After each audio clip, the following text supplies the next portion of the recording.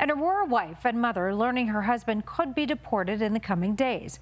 The husband came to the United States 7 years ago from Cuba seeking political asylum. Your reporter Gabriela Vidal was inside the facility with the wife just as they were set to meet her husband when they found out he'd been moved with no notice. His life's on the line, you know? Gutted by the unthinkable. We have a daughter, she can't even see her dad anymore. What does that mean for us? 27-year-old Alexandria Dowell learning just moments before her husband, 34-year-old Ariel Cruz Penton, is set to be deported. What am I gonna do? That's my husband.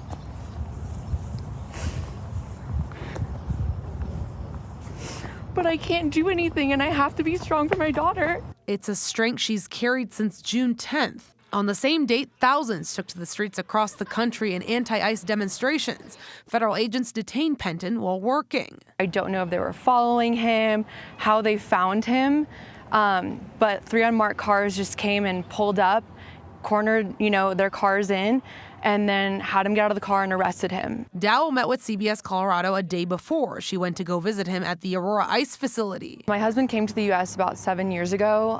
When he came to the border, he presented himself and pleaded political asylum. Penton's attorney says back then federal agents coerced the Cuban immigrant into signing documents that he didn't know would end his right to humanitarian parole. That parole gives temporary permission to stay in the U.S., which is required under the Cuban Adjustment Act. Penton's attorney claims under this act, he would have eventually been granted residency.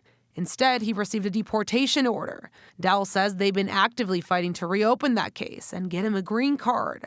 We had our, immigration meeting about 3 weeks prior to him being detained, and then we even had another one scheduled in the books. We had every reason to believe that we were going to be okay. They also filed for citizenship through their marriage nearly a year and a half ago. My husband has no criminal record. He works really hard. We pay our taxes. We also own a home, and we're a family. We're married. I'm U.S. born. My daughter's U.S. born. So we have everything, on paper that should help us through this process.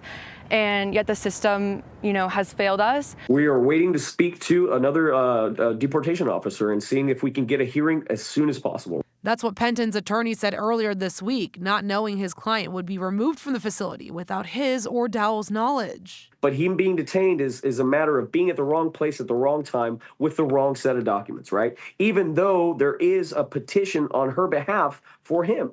But what we're seeing right now is that none of this matters. All the emotion Dowell worked to suppress has now reached a tipping point. They said he'll be out of the U.S. within today or tomorrow. And I'm like, well, where? He's a political refugee. You just can't take him. He's waiting for his credible fear interview. ICE has been unable to tell her where he is or what's next. We asked ICE the same questions and we're told they need more time. And now I'm like, I just wish that I could, see him again. Dowell hopes her story will show others the reality of families like hers who are being ripped apart. And it feels like no one's safe at this point, and that's the scary part. In Aurora, Gabriela Vidal covering Colorado First. In the last hour, the family's attorney says they finally received information from the deportation officer. Penton was transferred to El Paso, Texas, and is being processed for deportation. Gabriela Vidal is your reporter in Adams County. You can send her your tip through her bio page at cbscolorado.com. You can also give her a call, 303-863-TIPS, or shoot her an email at yourreporter@cbs.com.